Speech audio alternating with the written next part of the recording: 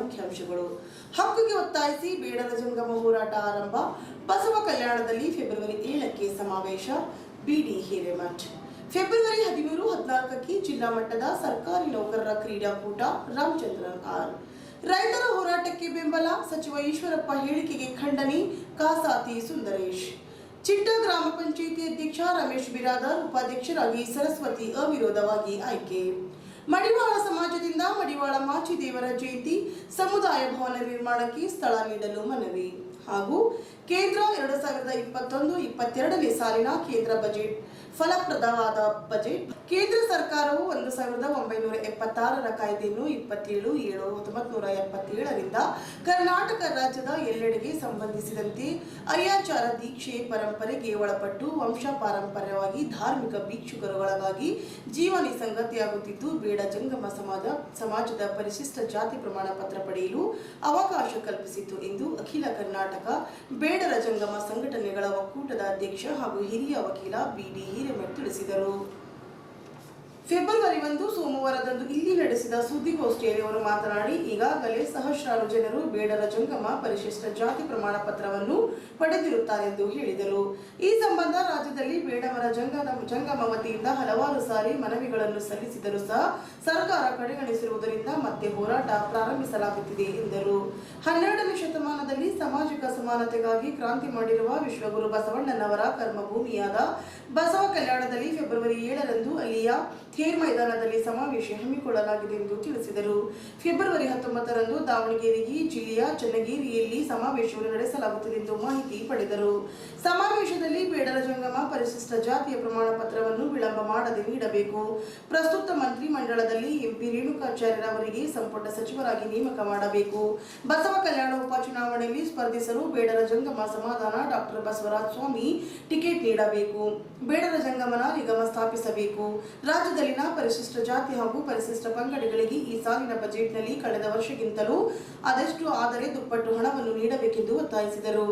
ಒಂದು ವೇಳೆ ನಮ್ಮ ಬೇಡಿಕೆಗಳನ್ನು ಈಡೇರಿಸದಿದ್ದರೆ ಮುಂಬರುವ ದಿನಗಳಲ್ಲಿ ಹಲವು ತರಹದ ಹೋರಾಟಗಳನ್ನು ನಡೆಸುವುದಾಗೆಂದು ಅವರು ಚುನಾವಣೆ ಬಹಿಷ್ಕಾರ, ನೋಟಾ ಮತ ಹಾಕುವುದು ಸೇರಿದಂತೆ ಬೇರೆ ಬೇರೆ ರೀತಿಯ ಹೋರಾಟ ಮಾಡಲಾಗುತ್ತದೆಂದು ಸರ್ಕಾರಕ್ಕೆ ಎಚ್ಚರಿಸಿದರು. ಸುದ್ದಿಗೋಷ್ಠಿಯಲ್ಲಿ ಬೇಡರ ಜಂಗಮ ಸಮಾಜದ ಸಂಘದ ಜಿಲ್ಲಾ ಘಟಕದ ರವೀಂದ್ರ ಸ್ವಾಮಿ, ಸಿದ್ದರಾಮಯ್ಯ ಸ್ವಾಮಿ ಸೇರಿದಂತೆ ಮತ್ತಿತರರು ಉಪಸ್ಥಿತರಿದ್ದರು. ಒಕ್ಕೂಟದ ವತಿಯಿಂದ ಬೀದರ್ ಜಿಲ್ಲಾ ಘಟಕ ಎಲ್ಲ ಪತ್ರಕರ್ತರಿಗೆ ಅಧ್ಯಕ್ಷರ ಪರವಾಗಿ ಹಾಗೂ ಜಿಲ್ಲಾ ಘಟಕದ ಎಲ್ಲ ಪದಾಧಿಕಾರಿಗಳ ಪರವಾಗಿ ನಾವೆಲ್ಲರಿಗೂ ಒಂದು ಪಾಯಿಂಟ್ ಇದು ಇಂಪಾರ್ಟೆಂಟ್ ಅದ. ಈಗ ಎಲ್ಲ ಸರ್ಕಾರಗಳು ರೈತರ ಬಗ್ಗೆ ಮಾತನಾಡ್ತೇವೆ, ಶೆಡ್ಯೂಲ್ ಕ್ಯಾಸ್ಟ್ ಶೆಡ್ಯೂಲ್ ಟ್ರೈಬ್ಗಳ ಬಗ್ಗೆ ಮಾತಾಡ್ತವೆ, ಪರಿಶಿಷ್ಟ ಜಾತಿ ಮತ್ತು ಈ ಪಂಗಡದ ಬಗ್ಗೆ ಮಾತನಾಡ್ತವೆ. ಈಗಾಗಲೇ ಸುಪ್ರೀಂ ಕೋರ್ಟ್ ನಲ್ಲಿ ರಿಸರ್ವೇಶನ್ ನಾಟ್ ಮೋರ್ ದನ್ 50% ಅಂತ ತಮಗೆಲ್ಲ ಗೊತ್ತಿದೆ. ಹಾಗಾದ್ರೆ ಅವ್ರನ್ನ ಮೇಲ್ ತರಲಿಕ್ಕೆ ಪ್ರಯತ್ನಗಳು ಇಲ್ಲಿವರೆಗೆ ಆಗಲಿಲ್ಲ. ಪ್ರಥಮವಾಗಿ ಜಂಗಮ, ಯಾಕಂದ್ರೆ ನಾನು ಶೆಡ್ಯೂಲ್ ಕ್ಯಾಸ್ಟ್ ಅಲ್ಲಿ ಇದ್ದೇವೆ, ನಾವು ಸರ್ಕಾರವನ್ನು ಒತ್ತಾಯ ಮಾಡ್ತೇವೆ. ಈಗ ಬಜೆಟ್ ಏನಿದೆ, ಹೋದ ವರ್ಷ ಏನು ಬಜೆಟ್ ಇದೋ ಅದಕ್ಕಿಂತ ದ್ವಿಗುಣವಾದ ಬಜೆಟ್ ಅನ್ನು ಇಡಬೇಕು ಅಂತೇಳಿ ನಮ್ಮ ಈ ನಿರ್ಧಾರವನ್ನ ಪತ್ರಿಕೆಯ ಪ್ರಕಟಣೆ ಮೂಲಕ ಕೊಡ್ತಾ ಇದ್ದಾವೆ. ತಮ್ಗೆ ಕೊಡ್ತೇವೆ, ಒಂದು ಕಾಪಿನ ಕೊಡ್ತೇವೆ. ಇದು ಒಂದು. ಇನ್ನು ಬೇಡ ಜಂಗಮರ ಸಂವಿಧಾನದ ಒಳಗೆ ನಾವು ಹಕ್ಕುಳ್ಳವರಿದ್ದೇವೆ. ಹಕ್ಕು ಒತ್ತಾಯಕ್ಕಾಗಿ ಇಲ್ಲಿ ಏನು ಕ್ರಾಂತಿ ಆಗಿದೆ, ಇಲ್ಲಿಂದ ನಮ್ಮ ಹೋರಾಟ ಪ್ರಾರಂಭ. ಅದು 7ನೇ ತಾರೀಕು ಬಸವ ಕಲ್ಯಾಣದಿಂದ ಮತ್ತು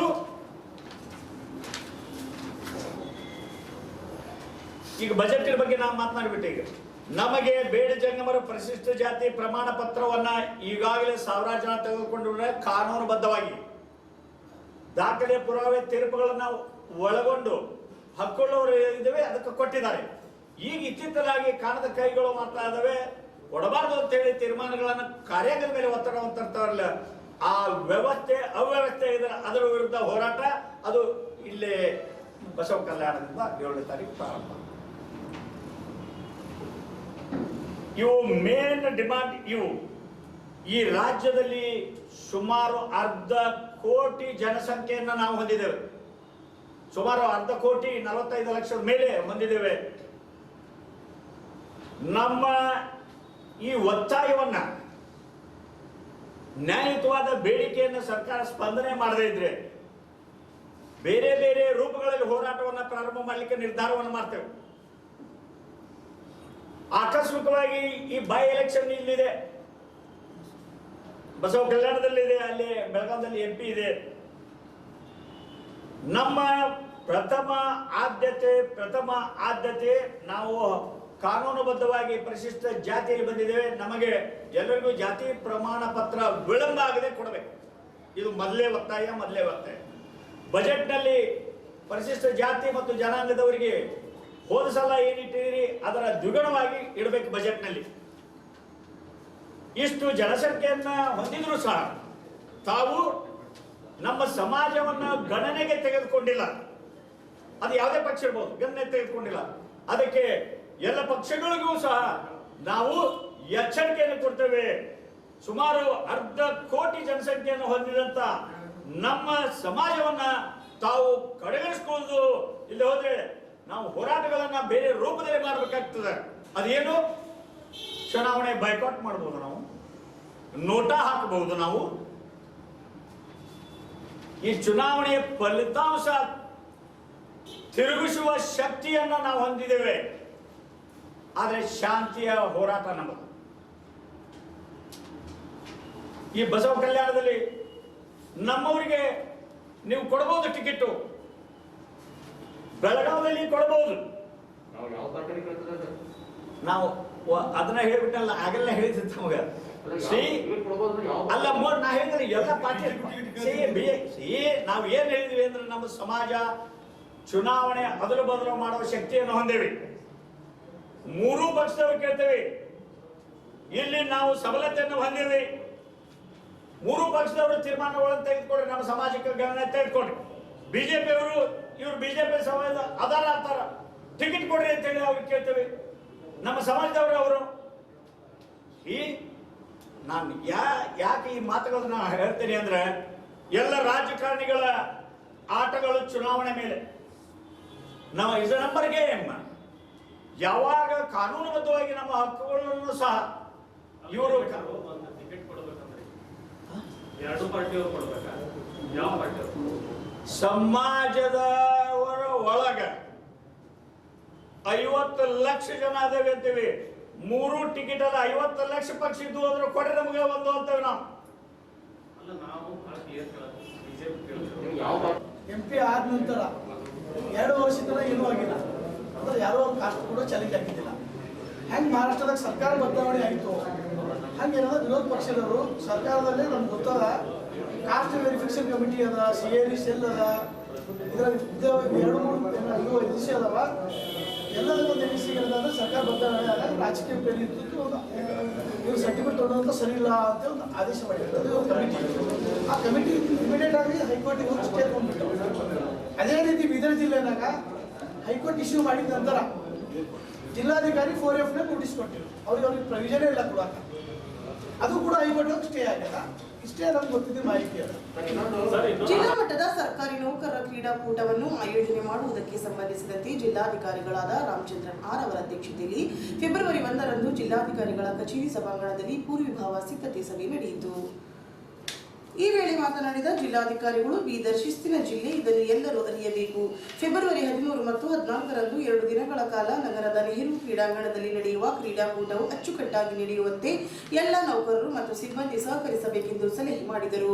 ಕ್ರೀಡಾಕೂಟದ ಸಂದರ್ಭದಲ್ಲಿ ನಗರಸಭೆ ಅಧಿಕಾರಿಗಳು ಕುಡಿಯುವ ನೀರಿನ ಮತ್ತು ಶುಚಿತ್ವದ ಕಾರ್ಯನಿರ್ವಹಿಸಬೇಕು. ಆಂಬ್ಯುಲೆನ್ಸ್ ಮತ್ತು ಆರೋಗ್ಯ ಸೇವೆಗಾಗಿ ಜಿಲ್ಲಾ ಆರೋಗ್ಯ ಇಲಾಖೆ ಸಹಕರಿಸಬೇಕು. ಪೊಲೀಸ್ ಇಲಾಖೆಯು ಸೂಕ್ತ ಬಂದೋಬಸ್ತ್ ವಹಿಸಬೇಕು. ವಾರ್ತಾ ಇಲಾಖೆ ಅಧಿಕಾರಿಗಳು ಪ್ರಚಾರಕ್ಕೆ ಒತ್ತು ಕೊಡಬೇಕೆಂದು ಜಿಲ್ಲಾಧಿಕಾರಿಗಳು ಸೂಚನೆ ನೀಡಿದರು. ಇದಕ್ಕೂ ಮೊದಲು ಮಾತನಾಡಿದ ಕರ್ನಾಟಕ ರಾಜ್ಯ ಸರ್ಕಾರಿ ನೌಕರರ ಸಂಘದ ಜಿಲ್ಲಾಧ್ಯಕ್ಷರಾದ ರಾಜೇಂದ್ರ ಕುಮಾರ್ ಗಂಗೆ ಅವರು, ಜಿಲ್ಲಾ ಪಂಚಾಯತಿಯಿಂದ 5 ಲಕ್ಷ ಮತ್ತು ಇನ್ನಿತರ 1.5 ಲಕ್ಷ ಸೇರಿ ಒಟ್ಟು 6.5 ಲಕ್ಷ ರೂಪಾಯಿ ವೆಚ್ಚದಲ್ಲಿ ಕ್ರೀಡಾಕೂಟ ನಡೆಸಲು ಯೋಜಿಸಲಾಗಿದೆ ಎಂದು ತಿಳಿಸಿದರು. ಕ್ರೀಡಾಕೂಟದಲ್ಲಿ ಬೀದರ್ ಜಿಲ್ಲಾ ಮಟ್ಟದ ಎಲ್ಲ ಖಾಯಂ ನೌಕರರು ಭಾಗವಹಿಸಲು ಅರ್ಹರಾಗಿರುವರು. ಪ್ರತಿಯೊಬ್ಬ ಸ್ಪರ್ಧಾರ್ಥಿಗಳು ತಮ್ಮ ಕಚೇರಿಯ ಮುಖ್ಯಸ್ಥರಿಂದ ಫೋಟೋದ ಮೇಲೆ ದೃಢೀಕರಿಸಿದ ಗುರುತಿನ ಚೀಟಿಯನ್ನು ಕಡ್ಡಾಯವಾಗಿ ತರಬೇಕು. ಹಾಗೂ ಜೊತೆಯಲ್ಲಿ 2 ಭಾವಚಿತ್ರಗಳನ್ನು ಕಡ್ಡಾಯವಾಗಿ ತರಬೇಕು. ಪ್ರವೇಶ ಪತ್ರದಲ್ಲಿ ನಮೂದಿಸಿದ ಸ್ಪರ್ಧೆಗಳಲ್ಲಿ ಮಾತ್ರ ಭಾಗವಹಿಸಲು ಅವಕಾಶವಿದೆ ಎಂದು ತಿಳಿಸಿದರು. ಯುವ ಸಬಲೀಕರಣ ಮತ್ತು ಕ್ರೀಡಾ ಇಲಾಖೆಯಲ್ಲಿನ ತರಬೇತಿದಾರರು, ಶಿಕ್ಷಣ ಇಲಾಖೆ, ದೈಹಿಕ ಶಿಕ್ಷಕರು, ದೈಹಿಕ ಶಿಕ್ಷಣ ನಿರ್ದೇಶಕರು ಹಾಗೂ ಕ್ರೀಡಾಕೂಟದಡಿ ನೇಮಕಗೊಂಡ ನೌಕರರು ಭಾಗವಹಿಸಲು ಅರ್ಹರಾಗಿರುವುದಿಲ್ಲ. ಪೊಲೀಸ್ ಮತ್ತು ಅರಣ್ಯ ಇಲಾಖೆಗಳಲ್ಲಿ ಸಮವಸ್ತ್ರ ವೃಂದಕ್ಕೆ ಪ್ರತ್ಯೇಕ ಕ್ರೀಡಾಕೂಟಗಳಿರುವುದರಿಂದ 2 ಇಲಾಖೆಗಳ ಕಚೇರಿ ಹಾಗೂ ಲಿಪಿಕ್ ನೌಕರರು ಮತ್ತು ಕಚೇರಿ ಸಿಬ್ಬಂದಿ ಈ ಕ್ರೀಡಾಕೂಟದಲ್ಲಿ ಭಾಗವಹಿಸಲು ಅವಕಾಶವಿದೆ. ಅಗ್ನಿಶಾಮಕ ಇಲಾಖೆ ಮತ್ತು ಅಬಕಾರಿ ಇಲಾಖೆಯ ಲಿಪಿಕ್ ನೌಕರರು ಮತ್ತು ಕಚೇರಿ ಸಿಬ್ಬಂದಿ ಭಾಗವಹಿಸಬಹುದು. ಆದರೆ ಇಲಾಖೆಯ ಉಳಿದ ಅಧಿಕಾರಿ ನೌಕರರಲ್ಲಿ ಕ್ರೀಡಾಕೂಟದಡಿ ನೇಮಕವಾದವರು ಭಾಗವಹಿಸಲು ಅವಕಾಶವಿರುವುದಿಲ್ಲ ಎಂದು ತಿಳಿಸಿದರು. ಸಭೆಯಲ್ಲಿ ಅಪರ ಜಿಲ್ಲಾಧಿಕಾರಿ ರುದ್ರೇಶ್ ಗಾಳಿ, ಯುವಜನ ಸೇವಾ ಮತ್ತು ಕ್ರೀಡಾ ಇಲಾಖೆಯ ಸಹಾಯಕ ನಿರ್ದೇಶಕ ಆರ್ಜಿ ನಾಡ್ಗೀರ್, ಕೋಶಾಧ್ಯಕ್ಷ ಅಶೋಕ್ ರೆಡ್ಡಿ, ಲೆಕ್ಕ ಪರಿಶೋಧಕ ನೀಲ್ಕಂಠ್ ಬಿರಾದರ್ ಹಾಗೂ ಇತರರು ಉಪಸ್ಥಿತರಿದ್ದರು. ಮುಂದಿನ ದಿನಗಳಲ್ಲಿ ಸರ್ಕಾರಿ ನೌಕರರ ರಾಜ್ಯ ಮಟ್ಟದ ಕ್ರೀಡಾಕೂಟವನ್ನು ಬೀದರ್ ಜಿಲ್ಲೆಯಲ್ಲಿ ಆಯೋಜಿಸಲು ಯೋಚಿಸುತ್ತಿರುವುದಾಗಿ ಇದೇ ವೇಳೆ ಕರ್ನಾಟಕ ರಾಜ್ಯ ಸರ್ಕಾರ ನೌಕರರ ಸಂಘದ ಜಿಲ್ಲಾಧ್ಯಕ್ಷರಾದ ರಾಜೇಂದ್ರ ಕುಮಾರ್ ಗಂಗೆ ಅವರು ತಿಳಿಸಿದರು. ಇದಕ್ಕೆ ಜಿಲ್ಲಾಧಿಕಾರಿಗಳು ಸಮ್ಮತಿ ನೀಡಿದರು. ರಾಜ್ಯ ಮಟ್ಟದ ಕ್ರೀಡಾಕೂಟಕ್ಕೆ ಎಲ್ಲ ರೀತಿಯ ಸಹಕಾರ ನೀಡುವುದಾಗಿ ಜಿಲ್ಲಾಧಿಕಾರಿಗಳು ತಿಳಿಸಿದರು.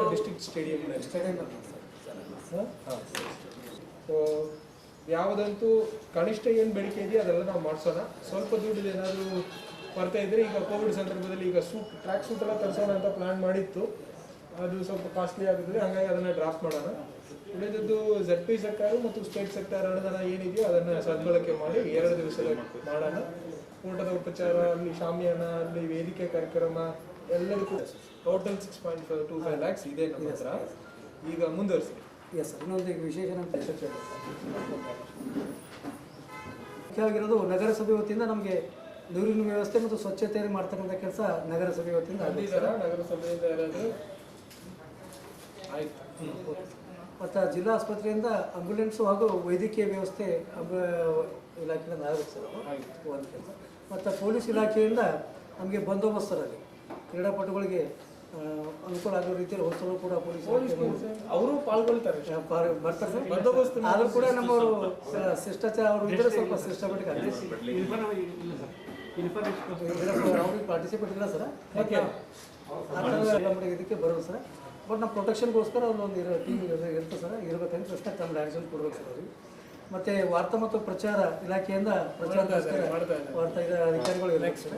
ಮತ್ತು ಇನ್ನೊಂದು ವಿಶೇಷ ಏನಂದ್ರೆ ಕನ್ನಡ ಮತ್ತು ಸಂಸ್ಕೃತಿ ಇಲಾಖೆ ವತಿಯಿಂದ ಒಂದು ಕಲ್ಚರಲ್ ಸಾಯಂಕಾಲ ಪ್ರೋಗ್ರಾಮ್ ನಮಗೆ ಒಂದು ದಿವಸ ಸಾಯಂಕಾಲ ಸರ್ ನಮಗೆ ರಂಗಮಂದಿರದ ವ್ಯವಸ್ಥೆ ಆಗ್ಬೇಕು ಸರ್. ತಮ್ಮ ವತಿಯಿಂದ ಡಿಸ್ಟ್ರಿಕ್ಟ್ ಅಡ್ಮಿನಿಸ್ಟ್ರೇಷನ್ ವತಿಯಿಂದ ಸರ್ ಬಂದಿರಲ್ಲ, ರಂಗಮಂದಿರದ ಒಂದು ವ್ಯವಸ್ಥೆ ಆಗುತ್ತೆ ಸರ್. ಒಂದು ದಿವಸ ಸಾಯಂಕಾಲ ಸರ್ ಸ್ಥಳೀಯ ಕಲಾವಿದ ಮತ್ತು ಕಾರ್ಯಕ್ರಮ ಮಾಡ್ತೀವಿ ಸರ್. ಎಲ್ಲ ಆಗ್ಬಿಡ್ತದೆ, ಹಾಗೆ ಸರ್ ಸಂಸ್ಥೆ. ಮತ್ತು DDPI ಕಚೇರಿಯಿಂದ ಎಲ್ಲ ನಮ್ಮ ನಿರ್ಣಾಯಕರನ್ನು ಕೂಡ DDPI ಕಚೇರಿಯಿಂದ ಬರ್ತಾರೆ ಸರ್. DDPI ಕಚೇರಿ ಒಂದು ತೊಂದರೆ ಏನಾಗ್ತದೆ, ಅವರು ಸ್ವಲ್ಪ DDPI ಕಚೇರಿಯಿಂದ ತೊಂದರೆ ಆಗ್ತದೆ ಸರ್. ನಿರ್ಣಾಯಕರು ಸರಿಯಾಗಿ ಬರ್ತಾಯಿಲ್ಲ, ಫಸ್ಟ್ ಸೆಕೆಂಡ್ ಬಂದಿರೋರಿಗೆ ತೆಗೆದು ಬೇರೆಯವ್ರಿಗೆ ತಮ್ಮ ಅನುಕೂಲ ಇರ್ತಕ್ಕಂಥವ್ರಿಗೆ ಹೆಸರು ಹಾಕಿ ಸ್ವಲ್ಪ ತೊಂದರೆ ಅಲ್ಲಿನೂ ಒತ್ತಡ ಮಾಡ್ತಾರೆ, ಅಲ್ಲಿ ಮಾಡ್ತಾರೆ ಸರ್. ಅದಕ್ಕೆ ಒಂದು 18 events ಮೇನ್ ಕನ್ವಿನ್ಸ್ ಮಾಡಿದ್ವಿ ಸರ್. ಅವರಂದ್ರೆ ಒಂದು ನೆಕ್ಸ್ಟ್. ಮತ್ತು ಕ್ರೀಡಾಪಟುಗಳಿಗೆ ಮರಿಬಾರ್ದು, ಇಲ್ಲೇ ಇದ್ರೆ ನಮ್ಮ ಮಧ್ಯವರ್ತಿ ಮಾಡಲಿಕ್ಕೆ ಅವರೇ ಬೇಕು, ನ್ಯಾಯ ಹೇಳ್ಬೇಕಲ್ಲ. ಅವರು ಅಂಪೈರ್ ಅಲ್ಲ, ನೀವು ಹೇಳ್ಬೇಕು. ಮತ್ತು ಕ್ರೀಡಾಪಟುಗಳು ಅವ್ರು ಪ್ರಾಕ್ಟೀಸ್ ಮಾಡಲಿಕ್ಕೆ ಇಲಾಖೆಯವ್ರಿಗೆ ಸ್ವಲ್ಪ ಪಾರ್ಟಿಸಿಪೇಟ್ ಮಾಡ್ತಾರೆ ಸರ್, ಅವ್ರಿಗೆ ಅನುಕೂಲ ಆಗ್ತಕ್ಕಂಥ ಕೆಲಸ ಎಲ್ಲ ತಾಲೂಕು ಸ್ಟೇಡಿಯಮ್ಗಳಲ್ಲಿ ಮಾಡ್ತೀವಿ ಸರ್. ಮತ್ತು ಬಂಧುವಿಗೆ ಕೂಡ ಎಲ್ಲರೂ ಕೂಡ ಮೊದಲು ಬಂದು ಅಲ್ಲಿ ಕಬಡ್ಡಿ ಮಾಡ್ತೀವಿ ಸರ್, ಬ್ಯಾಟ್ ಹಾಕಿ. ಕೇಂದ್ರ ಸರ್ಕಾರ ಸುಗ್ರೀವಾಜ್ಞೆ ಹೊರಡಿಸಿರುವ ಮುಖಾಂತರ ಜಾರಿಗೆ ತಂದಿರುವ ಕೃಷಿ 3 ಕಾಯ್ದೆಗಳನ್ನು ಹಿಂದಕ್ಕೆ ಪಡೆಯುವಂತೆ ದೇಶದಾದ್ಯಂತ ರೈತರು ನಡೆಸುತ್ತಿರುವ ಹೋರಾಟಕ್ಕೆ ಬೆಂಬಲಿಸುವುದಾಗೆಂದು ಭಾರತ ಕಮ್ಯುನಿಸ್ಟ್ ಪಕ್ಷ ರಾಜ್ಯ ಕಾರ್ಯದರ್ಶಿ ಕಾಮ್ರೇಡ್ ಸಾತಿ ಸುಂದರೇಶ್ ಹೇಳಿದರು.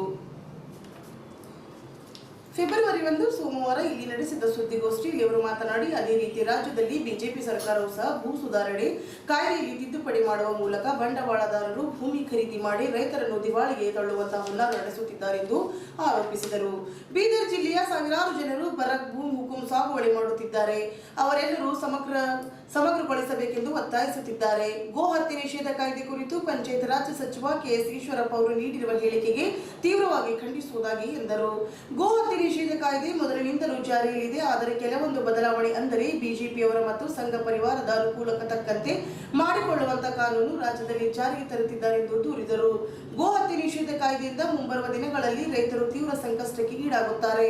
ವಯಸ್ಸಾದ ಮತ್ತು ಹಣದ ಕೊರತೆಯಿಂದ ತನ್ನಲ್ಲಿರುವ ಜಾನುವಾರುಗಳನ್ನು ಮಾರಾಟ ಮಾಡಲು ಅವಕಾಶವಿರುವುದಿಲ್ಲ. ಹೀಗಾಗಿ ಬರುವ ದಿನಗಳಲ್ಲಿ ಗೋ ಹತ್ಯೆ ನಿಷೇಧ ಕಾಯ್ದೆ ವಿರುದ್ಧ ಬೃಹತ್ ಜನದ ಆಂದೋಲನ ಪ್ರಾರಂಭವಾಗಲಿದೆ ಎಂದು ನುಡಿದರು. ಈ ಸಂದರ್ಭದಲ್ಲಿ ಸಿಪಿಯು ಜಿಲ್ಲಾ ಘಟಕದ ಕಾರ್ಯದರ್ಶಿ ಬಾಬುರಾವ್ ಹೊನ್ನ, ರಾಜ್ಯ ಸಹಕಾರ ಕಾರ್ಯದರ್ಶಿ ಕಾಮ್ಕೆ ಎಸ್ ಜನಾರ್ದನ್, ರಾಮಯ್ಯ ರಪತಿ, ಅಲಿ ಅಹಮದ್ ಖಾನ್, ಪಾಂಡುರಂಗ ಪ್ಯಾಗೆ ಉಪಸ್ಥಿತರಿದ್ದರು. ನನ್ನ ಹೆಸರು ಸಾತಿ ಸುಂದರೇಶ್, ಭಾರತ ಕಮ್ಯುನಿಸ್ಟ್ ಪಕ್ಷ CPIನ ರಾಜ್ಯ ಕಾರ್ಯದರ್ಶಿ. ಗೆಳೆಯರೆ, ಇವತ್ತು ಬೀದರ್ನಲ್ಲಿ ಈ ಒಂದು ಪತ್ರಿಕಾಗೋಷ್ಠಿಯನ್ನು ನಡೆಸ್ತಾ ಇದ್ದೀವಿ. ಇದರ ಪ್ರಮುಖ ವಿಷಯಗಳೇನು ಅಂತಂದರೆ, ದೇಶಾದ್ಯಂತ ನಡೀತಾ ಇರತಕ್ಕಂಥ ರೈತ ಚಳುವಳಿಯ ಬಗ್ಗೆ ನಾವು ನಮ್ಮ ಅಭಿಪ್ರಾಯವನ್ನು ವ್ಯಕ್ತಪಡಿಸೋಕೆ ಈ ಒಂದು ಪತ್ರಿಕಾಗೋಷ್ಠಿಯನ್ನು ಕರೆದಿದೆ. ದೆಹಲಿಯ ಗಡಿಗಳಲ್ಲಿ ಇವತ್ತೇನು ಚಳುವಳಿಗಳು ನಡೀತಾ ಇದೆ, ಅದೇ ಮಾದರಿಯ ಚಳುವಳಿಗಳನ್ನು ಬೇರೆ ಬೇರೆ ರಾಜ್ಯದಲ್ಲಿ, ಇಡೀ ದೇಶದಲ್ಲಿ ನಡೀತಾ ಇದೆ. ಒಟ್ಟಾರೆಯಾಗಿ ಈ ದೇಶದ ರೈತರು ಕೇಂದ್ರ ಸರ್ಕಾರದ ಮೇಲೆ ಒಂದು ಒತ್ತಡ ಹೇರ್ತಾ ಇದ್ದಾರೆ ಮತ್ತು ಬೇಡಿಕೆ ಇಟ್ಟಿದ್ದಾರೆ. ಏನು ಕೇಂದ್ರ ಸರ್ಕಾರ ಕೋವಿಡ್ ಸಂದರ್ಭದಲ್ಲಿ ಸುಗ್ರೀವಾಜ್ಞೆಗಳ ಮುಖಾಂತರವಾಗಿ ಜಾರಿಗೆ ತಂದಂಥ 3 ಕೃಷಿ ಕಾನೂನುಗಳನ್ನು ವಾಪಸ್ ತಗೊಳ್ಳಿ ಅಂತಕ್ಕಂಥ ಒಂದು ಹೋರಾಟವನ್ನು ಇವತ್ತು ದೆಹಲಿಯ ಗಡಿಯಲ್ಲಿ ರೈತರು ಮಾಡ್ತಾ ಇದ್ದಾರೆ. ಬಹುಶಃ ಸ್ವಾತಂತ್ರ್ಯ ಮೊದಲು ಮತ್ತು ಸ್ವಾತಂತ್ರ್ಯ ನಂತರದ ದಿನಗಳಲ್ಲಿ ನಡೀತಾ ಇರತಕ್ಕಂಥ ದೊಡ್ಡ ಹೋರಾಟ ಇದು. ಈ ಹೋರಾಟದಲ್ಲಿ ರೈತರು ತಮ್ಮ ಸ್ಪಷ್ಟವಾದಂಥ ಅಭಿಪ್ರಾಯ ವ್ಯಕ್ತಪಡಿಸ್ತಾ ಮಳೆ, ಚಳಿ, ಗಾಳಿನ ಮೀರಿ ಹೋರಾಟ ಕಟ್ತಾ ಇದ್ದಾರೆ. ಅಷ್ಟೊಂದು ಪ್ರಮಾಣದಲ್ಲಿ ಹೋರಾಟ ಬರಬೇಕು ಅಂತಂದರೆ ಈ ಕೃಷಿ ಕಾನೂನುಗಳು ಜಾರಿ ಆದರೆ ಮುಂದಿನ ದಿನದಲ್ಲಿ ಅವರ ಬದುಕು ಎಷ್ಟು ನಾಶ ಆಗುತ್ತೆ ಅಂತಕ್ಕಂಥದ್ದು ಗಂಭೀರವಾಗಿ ಅರ್ಥ ಮಾಡ್ಕೊಂಡಿರ್ತಕ್ಕಂಥ ರೈತರ ಬೇಡಿಕೆಯನ್ನು ಭಾರತ ಕಮ್ಯುನಿಸ್ಟ್ ಪಕ್ಷ ನಾವು ಬೆಂಬಲಿಸ್ತೇವೆ. ಕೇಂದ್ರ ಸರ್ಕಾರಕ್ಕೆ ಕೂಡಲೇ ನಮ್ಮ ಆಗ್ರಹ ಏನು ಅಂತಂದರೆ 3 ಕೃಷಿ ಕಾನೂನುಗಳನ್ನು ವಾಪಸ್ ತಗೋಬೇಕು ಅಂತಕ್ಕಂಥ ನಿಟ್ಟಿನಲ್ಲಿ ನಾವು ನಮ್ಮ ಪಕ್ಷ ರೈತರ ಹೋರಾಟಕ್ಕೆ ಬೆಂಬಲ ಕೊಡ್ತಾ ಇದ್ದೀವಿ. ಎರಡನೇದು ಗೆಳೆಯರೆ, ಕರ್ನಾಟಕ ರಾಜ್ಯದಲ್ಲಿ ಇವತ್ತು ಕರ್ನಾಟಕ ರಾಜ್ಯ ಸರ್ಕಾರವು ಕೂಡ ಬಹುತೇಕ ಜನವಿರೋಧಿ ಕಾನೂನುಗಳನ್ನು ತಿದ್ದುಪಡಿಗಳ ಮುಖಾಂತರ ಜಾರಿ ಮಾಡಿತು.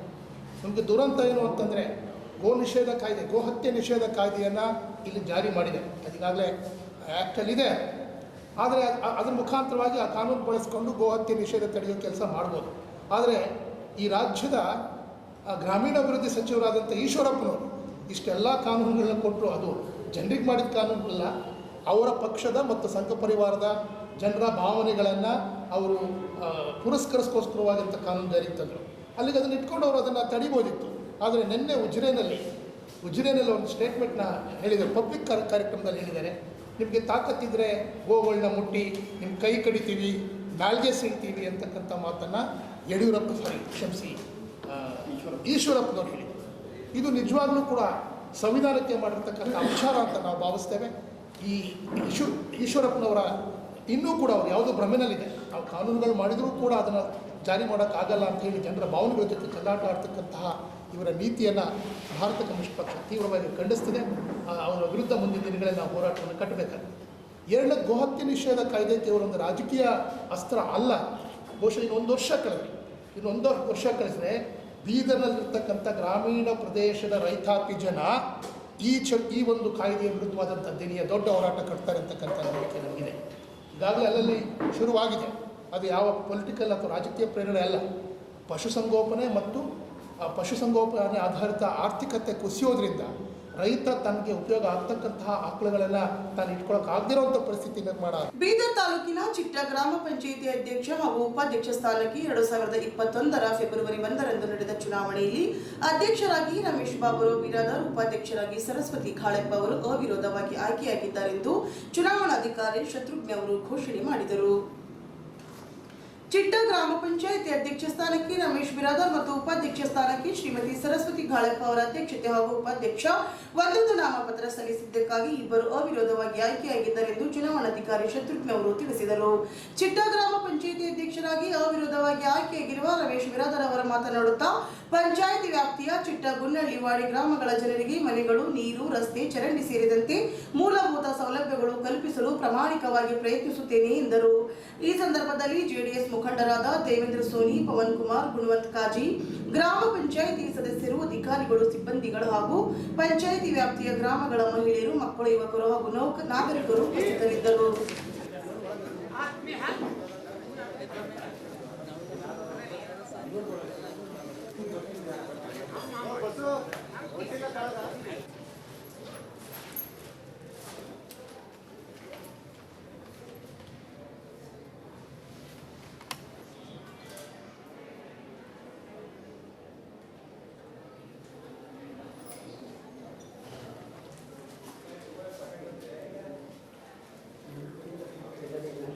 ಎಲ್ಲ ಮಾಡಿ ಅಲ್ಲಿಂದು 2 ವರ್ಷ ಸರ್ ರೈಟ್ ಅಂತ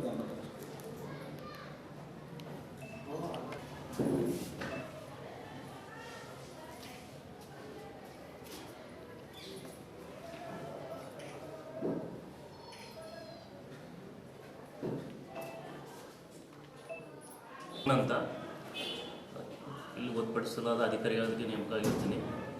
ಇವತ್ತು ದಿನಾಂಕ 1/2/2021ರಂದು ಅಧ್ಯಕ್ಷ ಹಾಗೂ ಉಪಾಧ್ಯಕ್ಷ ಚುನಾವಣೆ ನಡೆಸಬೇಕಾಗಿರುತ್ತದೆ ಚಿಟ್ಟ ಗ್ರಾಮ ಪಂಚಾಯತಿಯಲ್ಲಿ. ಅದಕ್ಕಾಗಿ ಬೆಳಗ್ಗೆ 11ರಿಂದ 1 ಗಂಟೆಗೆ ಸಮಯಾವಕಾಶ ಕೊಡುವವರಿಗೆ ನೀಡಲಾಗಿತ್ತು. ಅದರಂತೆ ಅಧ್ಯಕ್ಷ ಸ್ಥಾನಕ್ಕಾಗಿ ಬಿರಾದಾರ್ ರಮೇಶ್ ಕುಮಾರ್ ತಂದೆ ಬಾಬುರಾವ್ ಬಿರಾದಾರ್ ಇವರು ಅಧ್ಯಕ್ಷ ಸ್ಥಾನಕ್ಕೆ ಅರ್ಜಿಯನ್ನು ಸಲ್ಲಿಸಿರ್ತಾರೆ.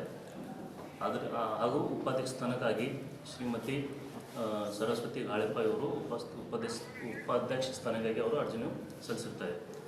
ಅಧ್ಯಕ್ಷ ಹಾಗೂ ಉಪಾಧ್ಯಕ್ಷ ಸ್ಥಾನಕ್ಕೆ ಒಂದೇ ಅರ್ಜಿ ಬಂದಿರೋದ್ರಿಂದ ಇವರು ಅವಿರೋಧವಾಗಿ ಆಯ್ಕೆಯಾಗಿರ್ತಾರೆ.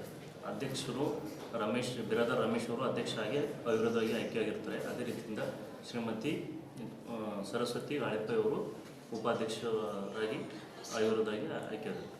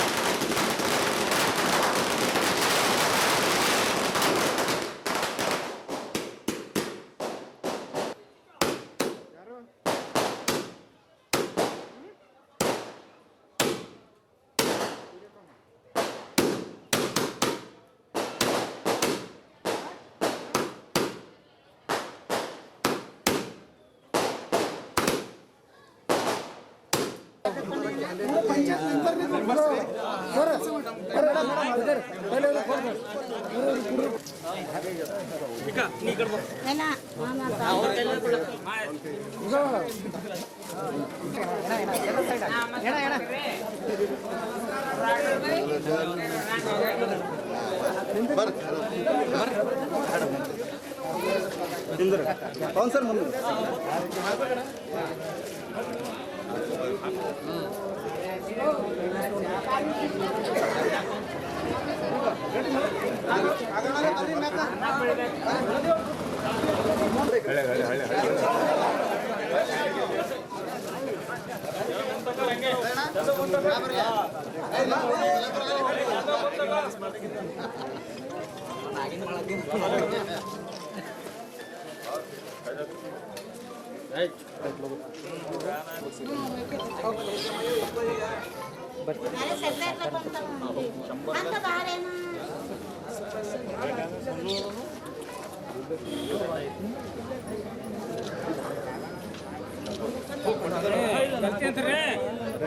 ಮಕ್ಕಳಿಂದ ಸದಸ್ಯನಾಗಿ ಗೆಲುವು ತಗೊಂಡು ಬಂದಿದ್ದೀನಿ.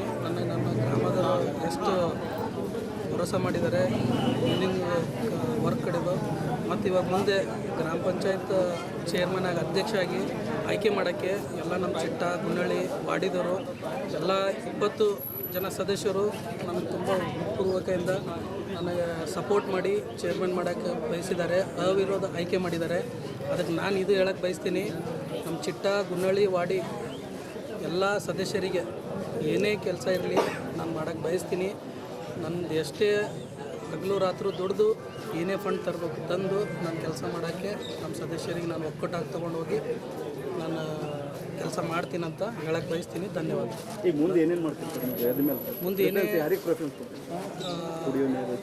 ಕುಡಿಯೋ ನೀರಿಗೆ ಮತ್ತು ಗ್ರಾಮದ ಕಡು ಜನ ಅವ್ರಿಗೆ ಮನೆಗಳಿಗೆ ಮತ್ತು ಅವ್ರದ್ದೇನು ಪೆನ್ಷನ್ನು, ಅವ್ರಿಗೆ 60 ವರ್ಷ ಪೆನ್ಷನ್ಗೆ ಮನೆ ನೀರು ಅದನ್ನೆಲ್ಲ ನಾನು ಮಾಡೋಕ್ಕೆ ಬಯಸ್ತೀನಿ ಅಂತ ರಮೇಶ್ ಕುಮಾರ್ ಬಿರಾದಾರ್. ವಚನ ರಕ್ಷಕ ಮಡಿವಾಳ ಮಾಚಿದೇವರ ಜಯಂತಿಯನ್ನು ಸೋಮವಾರ ಸಮಾಜದ ಬಾಂಧವರಿಂದ ಸರಳವಾಗಿ ಆಚರಿಸಲಾಯಿತು. ಇಲ್ಲಿಯೇ ಮಡಿವಾಳ ಮಾಚಿದೇವರ ವೃತ್ತದಿಂದ ಸೇರಿದ ಸಮಾಜದ 100 ಜನರು ಮಡಿವಾಳ ಮಾಚಿದೇವರ ಪುತ್ಥಳಿಗೆ ಪುಷ್ಪ ನಮನ ಸಲ್ಲಿಸಿದರು. ಇದೇ ವೇಳೆ ಮಡಿವಾಳ ಮಾಚಿದೇವರ ಸಮಾಜದ ಸಂಘದ ಜಿಲ್ಲಾ ಪ್ರಧಾನ ಗೌರವಾಧ್ಯಕ್ಷ ಬಾಬುರಾಜ ಮಡಿವಾಳ ಮಾತನಾಡಿ, ಮಹಾಮಾರಿ ಕೋವಿಡ್ ಸೋಂಕಿನ ಹಿನ್ನೆಲೆಯಲ್ಲಿ ಸರ್ಕಾರದ ನಿರ್ದೇಶನದಂತೆ ಜಯಂತಿಯನ್ನು ಸರಳವಾಗಿ ಆಚರಿಸಲಾಯಿತು ಎಂದು ಹೇಳಿದರು. ಸುಮಾರು ವರ್ಷಗಳಿಂದ ಸಮಾಜ ಬೇಡಿಕೆಯಾದ ಸಮುದಾಯ ಭವನ ನಿರ್ಮಾಣಕ್ಕೆ ಸ್ಥಳ ನೀಡುವಂತೆ ಜಿಲ್ಲಾಡಳಿತಕ್ಕೆ ಹಲವು ಬಾರಿ ಮನವಿ ಸಲ್ಲಿಸಲಾಗಿತ್ತು. ಇಂದು ಸಹ ಜಿಲ್ಲಾಧಿಕಾರಿಯವರಿಗೆ ಮನವಿ ಪತ್ರವನ್ನು ಸಲ್ಲಿಸಿ ಲಂಬಾಣಿ ಸಮುದಾಯದ ಜನರಿಗೆ ಸಮುದಾಯ ಭವನಕ್ಕೆ ನೀಡಿರುವ ಸ್ಥಳದಲ್ಲೇ ಸರ್ಕಾರಿ ಭೂಮಿ ಲಭ್ಯವಿತ್ತು, ಅದೇ ಸ್ಥಳದಲ್ಲಿ ನಮಗೂ ನೀಡುವಂತೆ ಮನವಿ ಮಾಡಿಕೊಳ್ಳುವುದಾಗಿ ಎಂದು ತಿಳಿಸಿದರು. ಇದೇ ವೇಳೆ ಇನ್ನುಳಿದ ಪ್ರಮುಖರು ಮಾತನಾಡಿ, ಕಳೆದ 20 ವರ್ಷಗಳಿಂದ ಮಡಿವಾಳ ಮಾಚಿದೇವರ ಜಯಂತಿಯನ್ನು ವಿಜೃಂಭಣೆಯಿಂದ ಆಚರಿಸುವ ಮೂಲಕ ರಾಜ್ಯಕ್ಕೆ ಮಾದರಿಯಾಗಿದ್ದೇವೆ. ಆದರೆ ಈ ವರ್ಷ ಕೋವಿಡ್-19 ಸಲುವಾಗಿ ಸರಳವಾಗಿ ಆಚರಿಸಲಾಗುತ್ತಿದೆ ಎಂದರು.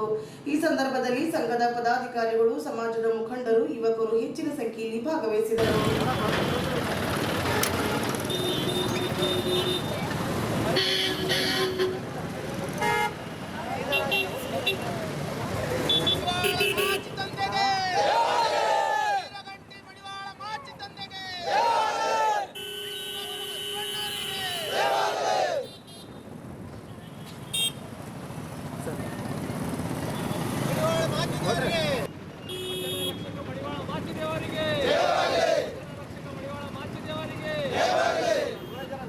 ಕೋವಿಡ್ಗೋಸ್ಕರ ಸರಳ ರೀತಿಯಿಂದ ಆಚರಣೆ ಮಾಡ್ತಾ ಇದ್ದೇವೆ. ಯಾಕೆಂದರೆ ಪ್ರತಿ ವರ್ಷ ನಾವು ಸುಮಾರು ಪ್ರೊಸೆಷನ್ ವಿಜೃಂಭಣೆಯಿಂದ ಆಚರಣೆ ಮಾಡ್ತಿದ್ದೀವಿ. ಈ ಕೋವಿಡ್ಗೋಸ್ಕರ ನಾವು ಸರಳ ರೀತಿಯಿಂದ ಆಚರಣೆ ಮಾಡ್ತಾ ಇದ್ದೀವಿ. ಅದೇ ರೀತಿ ಸರ್ಕಾರದ ವತಿಯಿಂದ ಮಾಡಬೇಕಾಗಿತ್ತು, ಅವರು ಕೂಡ ತಿಳಿಸೋ ಪ್ರಕಾರ ಸರಳ ರೀತಿಯಿಂದ ಮಾಡಬೇಕಂತ ಉದ್ದೇಶದಿಂದ ನಾವು ಇಲ್ಲಿ ಪೂಜಾ ಎಲ್ಲ ಮುಗಿಸ್ಕೊಂಡು ಜಿಲ್ಲಾಧಿಕಾರಿ ಕಚೇರಿಗೆ ಹೋಗಿ ಅಲ್ಲಿ ಕೂಡ ಆಚರಣೆ ಮಾಡಿ ಬರ್ತಾ ಇದ್ದೀವಿ. ಆಮೇಲೆ ಜಿಲ್ಲಾಧಿಕಾರಿ ಕೂಡ ಒಂದು ಮನವಿ ಮಾಡಿದ್ವಿ ನಾವು, ಏನಂದರೆ ನಮ್ಮ ಸಮಾಜಕ್ಕೆ ಇದು ಇಲ್ಲ, ಏನು ಸಮುದಾಯ ಭವನ ಇಲ್ಲ, ಅದಕ್ಕೋಸ್ಕರ ನಾವು ಆಲ್ರೆಡಿ ಅರ್ಜಿ ಕೊಟ್ಟಾಗಿದೆ, ಅದು ತಹಶೀಲ್ದಾರ್ ಹಂತದಲ್ಲಿದೆ. ಅದು DC ಆಫೀಸ್ಗೆ ಬಂದ ನಂತರ ಈ ಲಂಬಾಣಿ ಸಮಾಜಕ್ಕೆ ಏನು ಕೊಟ್ಟಿದ್ದಾರೆ ಇದು ಸಮಾಜ ಭವನಕ್ಕೋಸ್ಕರ, ಅದೇ ಜಾಗದಲ್ಲಿ ಸರ್ಕಾರಿ ಜಾಗ ಇದೆ, ನಮಗೋಸ್ಕರ ನಮ್ಮ ಮಡಿವಾಳ ಮಾಚಿದೇವ ಸಮಾಜಕ್ಕೋಸ್ಕರ ಸಮುದಾಯ ಭವನ ಕೊಡಬೇಕಂತ ಒತ್ತಾಯ ಮಾಡಿದ್ದೀವಿ. ಇದಾದ ನಂತರ ನಾವು ತಹಶೀಲ್ದಾರಿಂದ ಬಂದು ಅದು ಅರ್ಜಿ DC ಅವರ ಹತ್ರ ಬಂದ ನಂತರ ನಾವೆಲ್ಲ ಪ್ರಮುಖರು ಹೋಗಿ ಅವರಿಗೆ ಒತ್ತಾಯಪೂರ್ವಕವಾಗಿ ಒಂದು ಸಮುದಾಯ ಭವನ ಮಾಡಿಸ್ಕೊಳ್ಬೇಕೆಂಬ ಒಂದು ಉದ್ದೇಶದಿಂದ ಮಾತಾಡಿದ್ದೀವಿ. ಅದೇ ರೀತಿ ಈ ರೀತಿ ಜಯಂತಿ ಮಾಡಿಕೊಂಡು ನಾವು ಸಮುದಾಯದವರೆಲ್ಲ ನಾವು ಸರ್ಕಾರ ವತಿಯಿಂದ ಇದು ಜಯಂತಿ 4ನೇ ಜಯಂತಿ. ಕೊರೋನಾ ಇದ್ದಿದ್ದ ಕಾರಣ ಸರಳವಾಗಿ ಆಚರಣೆ ಮಾಡ್ತಿದ್ದೀವಿ. ಇದಕ್ಕಿಂತ ಮುಂಚಿತ ಇಡೀ ಕರ್ನಾಟಕದಲ್ಲಿ ಮೊಟ್ಟ ಮೊದಲ ಜಯಂತಿ ಆಚರಣೆ ಮಾಡಿದ್ದೀವಿ ಅಂದರೆ ನಮ್ಮ ಬೀದರ್ ಜಿಲ್ಲೆಯಲ್ಲಿ. ಅದು 20 ವರ್ಷದಿಂದ ಆಚರಣೆ ಭರ್ಜರಿಯಾಗಿ ಆಚರಣೆ ನಿರಂತರವಾಗಿ ಮಾಡ್ಕೊತಾನೆ ಬಂದಿದ್ದೀವಿ. ಈಗ ಈ ಕೊರೋನಾ ಇದ್ದಿದ್ದ ಕಾರಣ ಸರ್ಕಾರ ಆದೇಶ ಇತ್ತು ಸರಳವಾಗಿ ಆಚರಣೆ ಮಾಡಬೇಕಂತ ಸರಳವಾಗಿ ಆಚರಣೆ ಮಾಡ್ತಿದ್ದೀವಿ. ಇದೇ ಇವತ್ತು DC ಆಫೀಸ್ದಲ್ಲಿ ಎಲ್ಲ ಆಚರಣೆ ಮಾಡಿದ್ದಾರೆ ಮತ್ತು ಅಲ್ಲಿ ಒಂದು ಮನವಿ ಕೊಟ್ಟಿದ್ದೀವಿ, ಜಾಗ ಬೇಕಂತ. ಜಾಗ ಯಾಕಪ್ಪ ಅಂದರೆ ಇಲ್ಲಿ ನಾವು ಯಾವುದೇ ಒಂದು ಕೂಡಬೇಕಾದ್ರೆ ಒಂದು ಇಲ್ಲೇ ಸರ್ಕಲ್ ಹತ್ರನೇ ಮಾತಾಡಬೇಕು, ಇಲ್ಲಾದರೆ ಬೇರೆ ಒಂದು ಯಾವುದೇ ಸಮುದಾಯದಲ್ಲಿ ಒಂದು ಕುಂತು ಮಾತಾಡಬೇಕು. ನಮ್ಮದೇ ಒಂದು ಸಮುದಾಯ ಭವನ ಇರಬೇಕಂತ ಒಂದು ಮನವಿ ಕೊಟ್ಟಿದ್ದೀವಿ. ಹೀಗೆ ಕೊಟ್ಟಿಲ್ಲ, ಒಂದು 15 ವರ್ಷದಿಂದ ಕೊಡ್ತಾನೇ ಇದ್ದೀವಿ. ಆದರೆ ಜಿಲ್ಲಾಧಿಕಾರಿಗಳಾಗಲಿ ಮತ್ತು ನಮ್ಮ ಸರ್ಕಾರ, ರಾಜ್ಯ ಸರ್ಕಾರ ಆಗಲಿ ನಮ್ಮ ಮನವಿ ಕೇಳ್ತಾ ಇಲ್ಲ. ತಾವು ತಮ್ಮ ಮಾಧ್ಯಮ ಮುಖಾಂತರ ಒಂದು ಮನವಿ ಮಾಡ್ತಾ ಇದ್ದೀವಿ, ಒಂದು ಜಾಗ ಕೊಟ್ಟು ಅದಕ್ಕೆ ಒಂದು ಅನುದಾನ ಕೊಡಬೇಕಂತ ಒಂದು ಮನವಿ ಮಾಡಿ ಕಳಕಳಿಯಿಂದ ನಾನು ಒಂದು ಹೇಳ್ತಾ ಇದ್ದೀನಿ. ಈ ಮತ್ತು ಇನ್ನೊಂದು ಹೇಳೋದು ವಿಷಯ ಏನಂದರೆ 18 ರಾಜ್ಯಗಳಲ್ಲಿ ನಮ್ಮ SC ಪಟ್ಟಿಯಲ್ಲಿ ನಮ್ಮ ಜನಾಂಗ ಇದೆ. ಈ ಎಷ್ಟೇ ಹೋರಾಟ ಮಾಡಿದರೂ ರಾಜಕಾರಣಿಯಲ್ಲಿ ಕಿವಿನೇ ಹೋಗ್ತಾ ಇಲ್ಲ. ಅವರು ಅನ್ಪೂರ್ಣ ವರದಿ ಅಂತ ಯಡಿಯೂರಪ್ಪನವರು ಒಂದು ಅನ್ಪೂರ್ಣ ವರದಿ ಅಂತ ಮಾಡಿದ್ದಾರೆ ಅವರು ಸರ್ಕಾರ ಇದ್ದಿನ ಅವಧಿಯಲ್ಲಿ. ಇವಾಗ ಅದು ಮಡಿವಾಳ ಮಾಚಿದೇವರ ಜಯಂತಿ ಉತ್ಸವ ಕಾರ್ಯಕ್ರಮದ ಎಲ್ಲರಿಗೂ ಶುಭವನ್ನು ಕೋರುತ್ತಾ, ಇವತ್ತು ಮಾಚಿದೇವರ ಒಂದು ಜಯಂತಿ ಉತ್ಸವ ಬೆಳಗ್ಗೆ 9 ಗಂಟೆಗೆ ಮಾಲಾರ್ಪಣೆಯನ್ನು ಮಾಡಿ ಇವತ್ತು ಮತ್ತು 11 ಗಂಟೆಗೆ DC ಆಫೀಸ್ಗೆ ಹೋಗಿ ಒಂದು ಓಟಿಗೆ ಮಾಲಾರ್ಪಣೆ ಮಾಡಿ ಈಗ ತಾನೇ ನಾವು ಬಂದಿದ್ದೇವೆ. ಕೇಂದ್ರ ಸರ್ಕಾರದ ಹಣಕಾಸು ಸಚಿವ ನಿರ್ಮಲಾ ಸೀತಾರಾಮನ್ ಅವರು ಮಂಡಿಸಿರುವ ಬಜೆಟ್ ದೇಶದ ಅಭಿವೃದ್ಧಿ ಹಾಗೂ ಸಾಮಾನ್ಯ ಜನರ ಜನಜೀವನದ ಅಭಿವೃದ್ಧಿಯನ್ನು ಗಮನದಲ್ಲಿಟ್ಟುಕೊಂಡು ಮಂಡಿಸಿರುವ ಈ ಬಜೆಟ್ ಅತ್ಯಂತ ಫಲಪ್ರದವಾದ ಬಜೆಟ್ ಆಗಿದೆ ಎಂದು ಸಂಸದ್ ಭಗವಂತ್ ಖೂಬಾ ತಿಳಿಸಿದ್ದಾರೆ. ಈಗಾಗಲೇ ಕೊರೋನಾದಿಂದ ಇಡೀ ವಿಶ್ವ ಸಂಕಷ್ಟದಲ್ಲಿದ್ದರೂ ನಮ್ಮ ಪ್ರಧಾನಿ ನರೇಂದ್ರ ಮೋದಿಜಿಯವರು ದೇಶದ ಬಡವರ, ಮಹಿಳೆಯರ, ವೃದ್ಧರ ಎಲ್ಲರ ಹಿತದೃಷ್ಟಿಯನ್ನು ಗಮನದಲ್ಲಿಟ್ಟುಕೊಂಡು ಲಾಕ್ಡೌನ್ ಘೋಷಣೆ ಮಾಡಿದ 48 ಗಂಟೆಯ ಒಳಗೆ ಮಧ್ಯಂತರ ಬಜೆಟ್ ಘೋಷಣೆ ಮಾಡಿ ಪ್ರಧಾನಮಂತ್ರಿ ಗರೀಬ್ ಕಲ್ಯಾಣ ಯೋಜನೆಯಡಿ ಕೋಟ್ಯಾಂತರ ಬಡ ಜನರಿಗೆ ಪಡಿತರ, ಉಜ್ವಲ ಯೋಜನೆಯಡಿ 3 ಗ್ಯಾಸ್ ವಿತರಣೆ, ಮಹಿಳೆಯರ ಖಾತೆಗೆ ಪ್ರಧಾನಮಂತ್ರಿ ಜನಧನ ಖಾತೆಯಲ್ಲಿ ಸಹಾಯಧನ, ವಿಧವೆಯವರಿಗೆ, ವೃದ್ಧವರಿಗೆ, ದಿವ್ಯಾಂಗದವರಿಗೆ ಮಾಶಾಸನ ನೀಡಲಾಗಿದೆ. ವಿದೇಶಿ ಬಟ್ಟೆಗಳ ಮೇಲೆ ಕೃಷಿ ಸೆಸ್ ಹಾಕಿರುವುದು ಕೃಷಿ ಉದ್ಯಮದ ಅಭಿವೃದ್ಧಿಗೆ ಮತ್ತು ದೇಶ ಉತ್ಪನ್ನಗಳಿಗೆ ಸಹಕಾರವಾಗಲಿದೆ. ಭಾರತದ ಮಾಲಾ ಯೋಜನೆಯಡಿ 3.3 ಕೋಟಿ ಅನುದಾನ ನೀಡಿರುವುದು ತುಂಬಾ ಸಂತೋಷದ ವಿಷಯ. ಬೀದರ್ ಔರಾದ್ ರಾಷ್ಟ್ರೀಯ ಹೆದ್ದಾರಿ ಕೂಡ ಭಾರತದ ಮಾಲಾ ಯೋಜನೆಯಡಿಯ ಕಾಮಗಾರಿ ನಿರ್ಮಾಣವಾಗುತ್ತಿದೆ. ಆರೋಗ್ಯ, ಶಿಕ್ಷಣ, ಮಧ್ಯಮ ವರ್ಗದವರ ಕೈಗಾರಿಕೆಗಳು ಮತ್ತು ಎಲ್ಲಾ ವರ್ಗದ ಜನರ ಅಭಿವೃದ್ಧಿ ಹಾಗೂ ದೇಶದ ಆರ್ಥಿಕ ಸ್ಥಿತಿಯನ್ನು ಇನ್ನಷ್ಟು ಗಟ್ಟಿಗೊಳಿಸುವ ಬಜೆಟ್ ಇದಾಗಿದೆ. ದೇಶದ ಆರ್ಥಿಕವಾಗಿ ಸದೃಢವಾಗಲು, ಜನರನ್ನು ಆರ್ಥಿಕವಾಗಿ ಸದೃಢ ಮಾಡುವತ್ತ ನಮ್ಮ ಸರ್ಕಾರ ಕಾರ್ಯಪ್ರವೃತ್ತವಾಗಿದೆ. ಇಂಥ ಒಂದು ಒಳ್ಳೆಯ ಬಜೆಟ್ ನೀಡಿರುವ ದೇಶದ ಪ್ರಧಾನಮಂತ್ರಿ ನರೇಂದ್ರ ಮೋದಿಜಿಯವರಿಗೆ ಹಾಗೂ ಬಜೆಟ್ ಮಂಡಿಸಿರುವ ವಿತ್ತ ಸಚಿವ ನಿರ್ಮಲಾ ಸೀತಾರಾಮನ್ ಬೀದರ್ ಲೋಕಸಭಾ ಕ್ಷೇತ್ರದ ಜನತೆಯ ಪರವಾಗಿ ಅಭಿನಂದನೆಗಳು ತಿಳಿಸಿದ್ದಾರೆ. ಮಡಿವಾಳ ಮಾಚಿದೇವರ ಜಯಂತಿಯನ್ನು ಜಿಲ್ಲಾಡಳಿತದಿಂದ ಫೆಬ್ರವರಿ 1ರಂದು ಜಿಲ್ಲಾಧಿಕಾರಿಗಳ ಕಚೇರಿ ಆವರಣದಲ್ಲಿ ಕೋವಿಡ್-19 ಹಿನ್ನೆಲೆಯಲ್ಲಿ ಸರಳವಾಗಿ ಆಚರಿಸಲಾಯಿತು. ಜಿಲ್ಲಾಧಿಕಾರಿಗಳಾದ ರಾಮಚಂದ್ರನ್ ಆರ್ ಅವರು ಮಡಿವಾಳ ಮಾಚಿದೇವರವರ ಭಾವಚಿತ್ರಕ್ಕೆ ಪೂಜೆ ಹಾಗೂ ಪುಷ್ಪ ನಮನ ಸಲ್ಲಿಸಿದರು. ಈ ವೇಳೆ ಅಪರ ಜಿಲ್ಲಾಧಿಕಾರಿ ರುದ್ರೇಶ್ ಗಾಳಿ, ಕರ್ನಾಟಕ ರಾಜ್ಯ ಸರ್ಕಾರಿ ನೌಕರರ ಸಂಘದ ಜಿಲ್ಲಾಧ್ಯಕ್ಷರಾದ ರಾಜೇಂದ್ರ ಕುಮಾರ್ ಗಂದ್ಗಿ ಸೇರಿದಂತೆ ಮಡಿವಾಳ ಮಾಚಿದೇವರ ಸಮುದಾಯದ ಮುಖಂಡರು ಹಾಗೂ ಎಲ್ಲರೂ ಈ ಸಂದರ್ಭದಲ್ಲಿ ಉಪಸ್ಥಿತರಿದ್ದರು.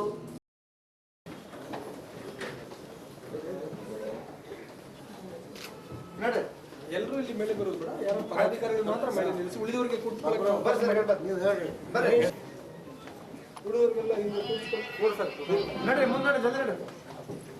ವೀರಗಣಾಚಾರಿ ಮಡಿವಾಳ ಮಾಚಿದೇವರಿಗೆ, ವಚನ ರಕ್ಷಕ ಮಡಿವಾಳ ಮಾಚಿ ತಂದೆಗೆ, ವಿಶ್ವಗುರು ಬಸವಣ್ಣನವರಿಗೆ,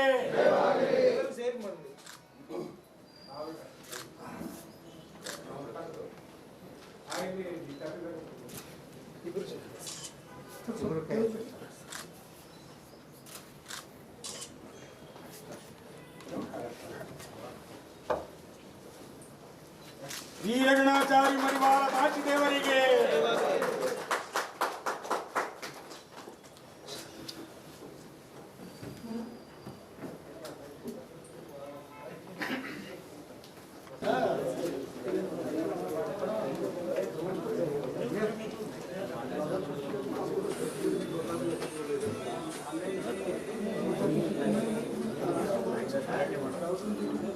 ಮತ್ತೊಮ್ಮೆ ಮುಖ್ಯಾಂಶಗಳು. ಹಕ್ಕಿ ಗೊತ್ತಾಯಿಸಿ ಬೇಡರ ಜಂಗಮ ಹೋರಾಟ ಆರಂಭ. ಬಸವ ಕಲ್ಯಾಣದಲ್ಲಿ ಫೆಬ್ರವರಿ 7ಕ್ಕೆ ಸಮಾವೇಶ. ಬಿಡಿ ಹಿರೇಮಠ್. ಫೆಬ್ರವರಿ 13-14ಕ್ಕೆ ಜಿಲ್ಲಾ ಮಟ್ಟದ ಸರ್ಕಾರಿ ನೌಕರರ ಕ್ರೀಡಾಕೂಟ. ರಾಮಚಂದ್ರನ್ ಆರ್. ರೈತರ ಹೋರಾಟಕ್ಕೆ ಬೆಂಬಲ. ಸಚಿವ ಈಶ್ವರಪ್ಪ ಹೇಳಿಕೆಗೆ ಖಂಡನೆ. ಕಾಸಾತಿ ಸುಂದರೇಶ್. ಚಿಟ್ಟ ಗ್ರಾಮ ಪಂಚಾಯಿತಿ ಅಧ್ಯಕ್ಷ ರಮೇಶ್ ಬಿರಾದರ್, ಉಪಾಧ್ಯಕ್ಷರಾಗಿ ಸರಸ್ವತಿ ಅವಿರೋಧವಾಗಿ ಆಯ್ಕೆ. ಮಡಿವಾಳ ಸಮಾಜದಿಂದ ಮಡಿವಾಳ ಮಾಚಿದೇವರ ಜಯಂತಿ ಸಮುದಾಯ ಭವನ ನಿರ್ಮಾಣಕ್ಕೆ ಸ್ಥಳ ನೀಡಲು ಮನವಿ. ಹಾಗೂ ಕೇಂದ್ರ 2021-22ನೇ ಸಾಲಿನ ಕೇಂದ್ರ ಬಜೆಟ್ ಫಲಪ್ರದವಾದ ಬಜೆಟ್ ಭಗವಂತ್ ಖೂಬಾ. ಇದರೊಂದಿಗೆ ನಮ್ಮ ಈ ವಾರ್ತಾ ಪ್ರಸಾರ ಮುಕ್ತಾಯವಾಯಿತು. ಮುಂದಿನ ವಾರ್ತೆ